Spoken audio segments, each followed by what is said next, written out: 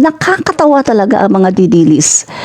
Alam, nakita niyo naman, 'di ba? Ginagawa na nila lahat ng paraan para ang pangulo natin ay mapatalsik sa pwesto, pero wala pa rin talaga. Mga guys, alam niyo, natawa ako kahapon din nanood ako, mga guys. Tawa talaga ako ng tawa. Kasi yung kanilang spokesperson, yung babae na maiksi ang buhok, mga kaibigan, ng SMNI, ng KOJC, na lumabas sa SMNI at sabi niya, mga kaibigan, nagwi-withdraw na daw sila ng suporta kay PBBM, pinapatalsik na daw sila. Hello? Noon pa nga kayo nag-withdraw ng suporta eh. Tapos sabi lang ng kaibigan,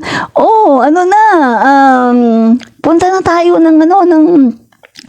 lumabas sa mga bahay. Yan, pababain na natin si Bangag.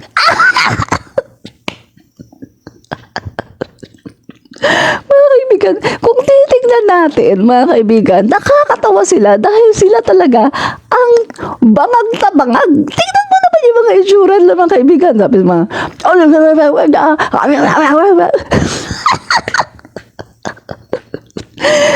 nagdadasal sila, nananalangin sila, puro curse, puro mga pagka-curse nila sa ating Pangulo, PBBM.